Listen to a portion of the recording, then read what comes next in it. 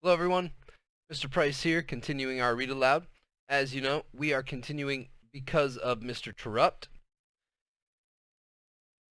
Today is going to be a little sporadic.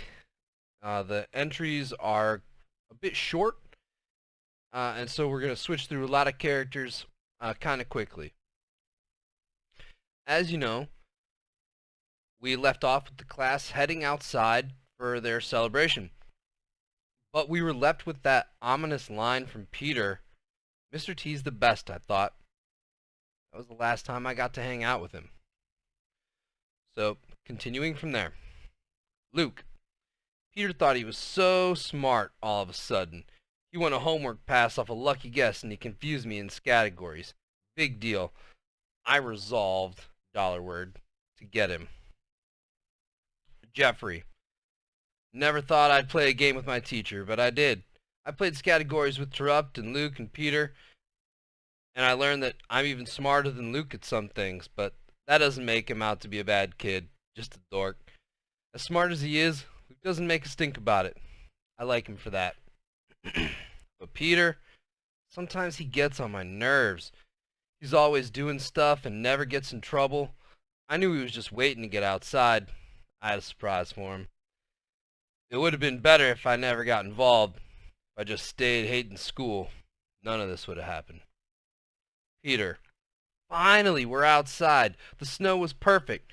The kind that packed and formed super snowballs.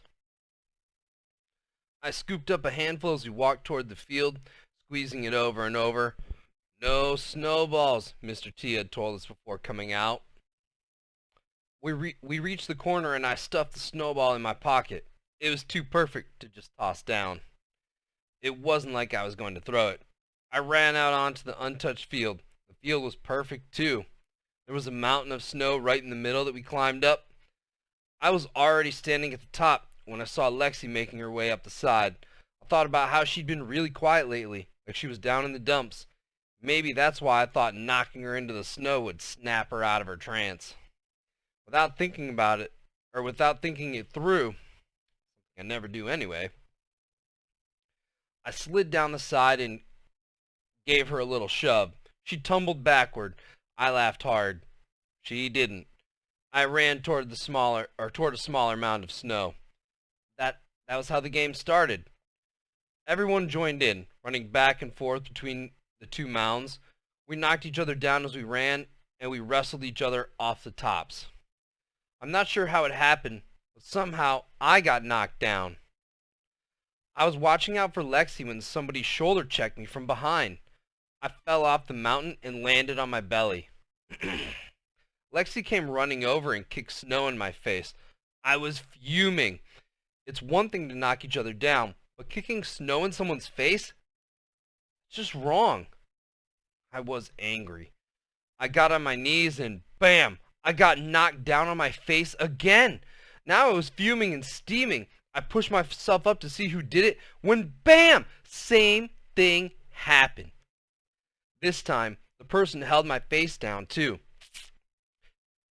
I was so mad I jumped up, pulled that snowball out of my pocket, and chucked it for all I was worth. And now we have Jessica, Act 8, Scene 1. You could hear our big, heavy snow boots thumping down the sidewalk until we turned the corner and dashed out onto the field.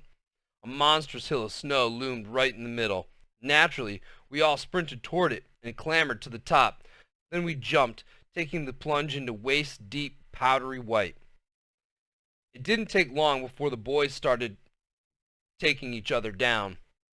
Peter seized the opportunity and sent Alexia flying down the side of the mountain. She landed on her back, all splayed out. Peter laughed and ran. Alexia sat up, and I could tell how mad she was by the lines in her contorted face. Suddenly, I thought of a way to get Peter. He wouldn't expect me. He'd be keeping his eyes on Alexia, expecting her to retaliate. I collared Danielle and Anna. "Here's what we're going to do," I said. It wasn't a suggestion. More like I simply told them how my ingenious plan could be executed. Act 8, Scene 2. We hid behind the mountain of snow. Peter came running toward us and scampered right up the side, while Peter stood on top like the king of all dorks. We snuck up the back side of the hill. Danielle threw her shoulder into Peter, knocking him off balance. He wavered. I blasted him with my shoulder, coming up from the opposite direction. Anna gave the last little nudge from behind. The 1-2-3 punch was too much for Peter to handle. He squawked like a dying seagull as he flailed through the air, landing face down. Alexia ran over and kicked snow in his face the instant he picked his head up. Danielle, Anna, and I had just reached the other mound when we turned around and saw Peter fire the snowball. And a chapter from Luke. Alexia kicked snow in Peter's face. He griped and whined as he sat up to wipe the snow from his eyes. "Let's get him, Lukester," Jeffrey said. I felt like a couple of snipers, $word, sizing up our target. Jeffrey slid down the smaller mound, hurried across the snow, and shoved Peter's face back into the white powder.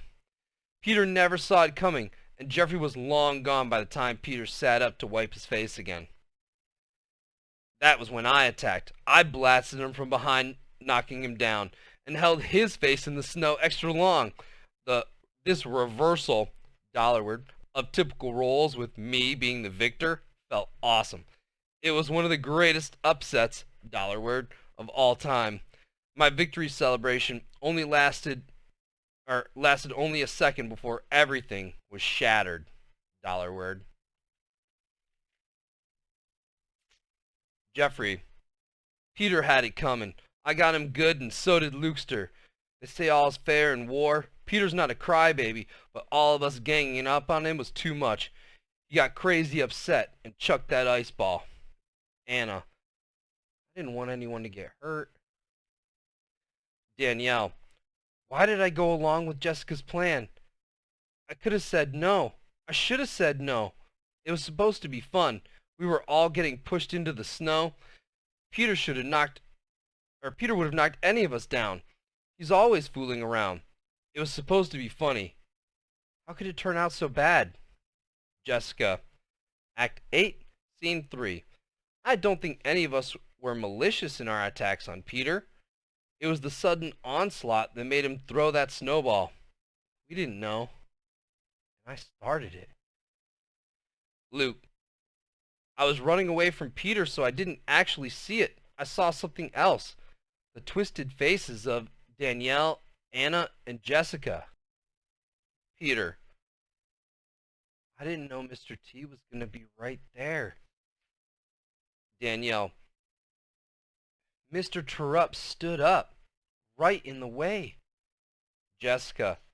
I still remember Alexia's scream, piercing, horrified. Peter. I didn't want to hurt anyone. Luke. Mr. Terupt should have stopped us. He let it go too far. Peter. I wish I could take it back. I didn't mean to throw it. Anna.